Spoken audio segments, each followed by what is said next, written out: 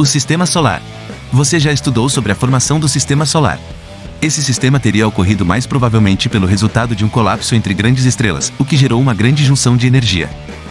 Essa energia, posteriormente, formou os componentes do sistema, como o Sol e demais planetas.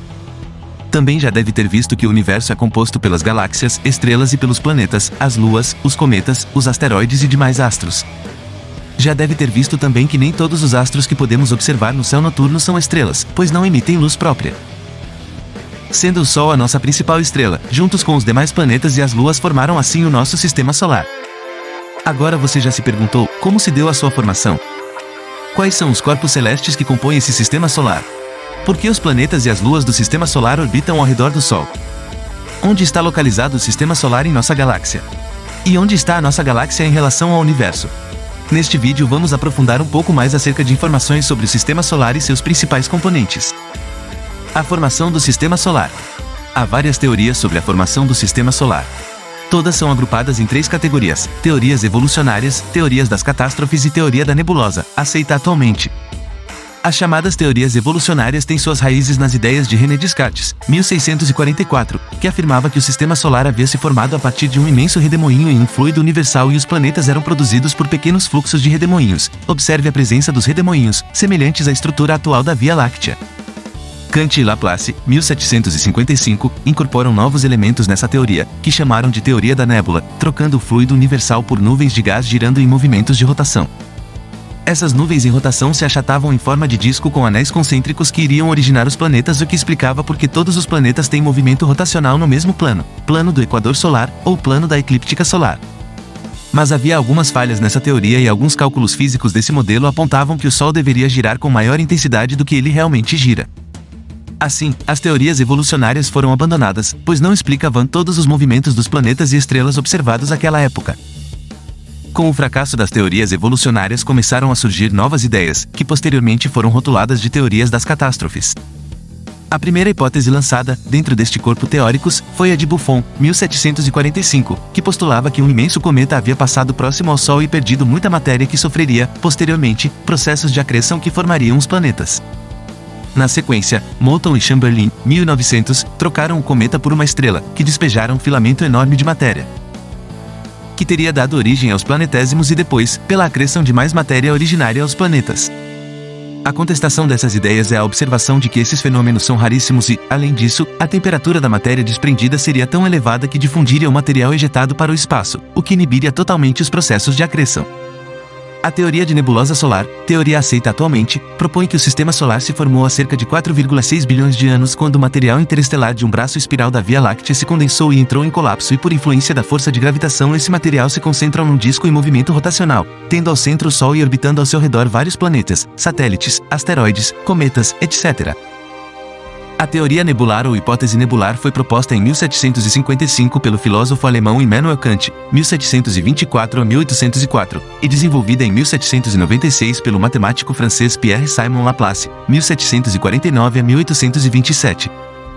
Laplace considerou que, como todos os planetas estão no mesmo plano, eles giram em torno do Sol na mesma direção e também giram em torno de si mesmos na mesma direção, com exceção de Vênus. Assim, só poderiam ter se formado de uma mesma grande nuvem de partículas em rotação.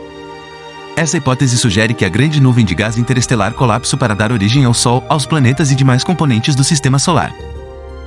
Uma vez iniciada a contração da nuvem estelar, que levou à concentração de material na região do núcleo, a força gravitacional que interage em toda a nuvem também foi aumentando, e esse processo provocou um aumento da rotação da nuvem. Com o passar do tempo, a massa de gás em rotação assumiu a forma de um disco planetário. Após o colapso da nuvem, começou o resfriamento do disco planetário a partir das regiões mais externas, e apenas a região central, que daria origem ao Sol, manteve sua temperatura. O resfriamento acarretou a condensação de parte do material, originando os planetesimais, que são agregados de material da nuvem, cuja composição depende da distância ao núcleo do disco, o Sol. Nas faixas mais distantes, por apresentarem temperaturas mais baixas, concentraram-se os gases e outras substâncias voláteis, isto é, aquelas que se condensam mais facilmente a baixas temperaturas e em temperatura ambiente. Nas regiões mais internas, mais próximas ao núcleo e, portanto, mais quentes, permaneceram os materiais sólidos e menos voláteis. Os agregados de materiais das diferentes faixas do disco planetário foram se aglomerando, dando origem aos núcleos planetários. Com o crescimento dos núcleos planetários nas faixas mais externas do Sistema Solar e, consequentemente, o aumento da força gravitacional, grandes quantidades de hidrogênio e hélio da nebulosa solar se concentraram nessa região, dando origem aos planetas gigantes ou aos planetas gasosos.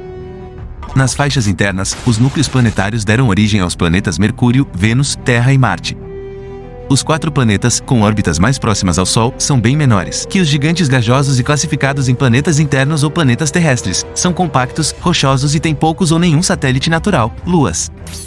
Os planetas Júpiter, Saturno, Urano e Netuno, os maiores e mais distantes do Sol, constituídos de materiais mais leves, são conhecidos como planetas gigantes ou gigantes gasosos. Cerca de 90% da massa de Júpiter e de Saturno é composta dos gases hélio e hidrogênio, enquanto Urano e Netuno têm cerca de 20% de sua massa constituída por hélio e hidrogênio e a maior parte por oxigênio, nitrogênio, carbono e enxofre.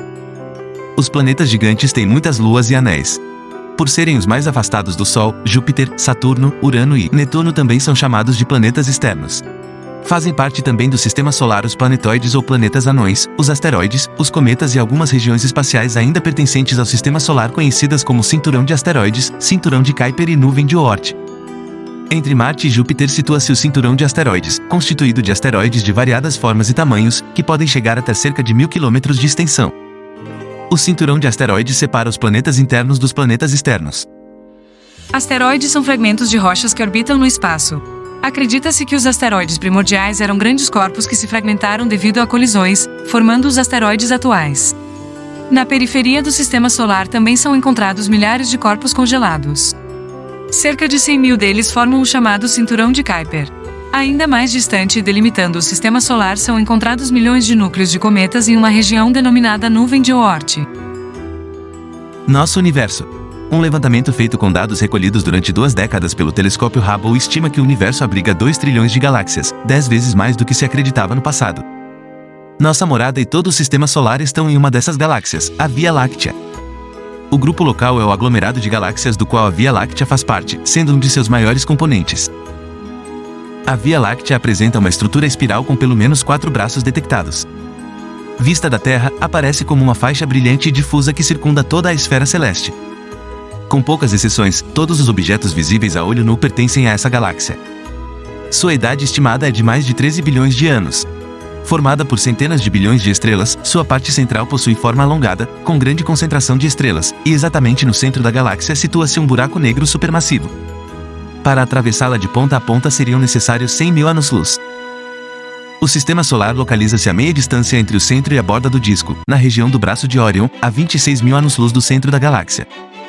Ao redor da galáxia orbitam suas galáxias satélites, das quais destacam-se as nuvens de Magalhães. Todo o Sistema Solar demora em torno de 225 milhões de anos para descrever um movimento de revolução ao redor do núcleo da Via Láctea. Por muitos anos, vários cientistas tentaram descrever os movimentos dos planetas. O astrônomo alemão Johannes Kepler, 1571 a 1630, por exemplo, descreveu em seus estudos no século XVII as leis do movimento planetário. Kepler concluiu que as órbitas, trajetórias que os corpos celestes percorrem ao redor do Sol sob influência da gravidade, são elípticas. A esse movimento que os corpos celestes executam ao redor do Sol, em suas órbitas, damos o nome de movimento de revolução ou translação. Os planetas também executam outros movimentos. Um deles é o de rotação, movimento em torno do seu próprio eixo, que determina os dias e as noites. Atualmente, um dos responsáveis pelo mapeamento do universo é a rede de telescópios ALMA. Essa tecnologia permite ver a nebulosa de Gume e a Grande Nuvem de Magalhães. Fotografia do deserto de Atacama, no Chile, 2016.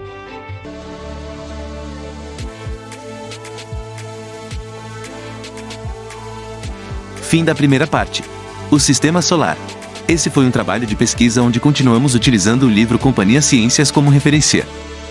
Deixe seu gostei, professor Armando agradece. Continua na parte 2.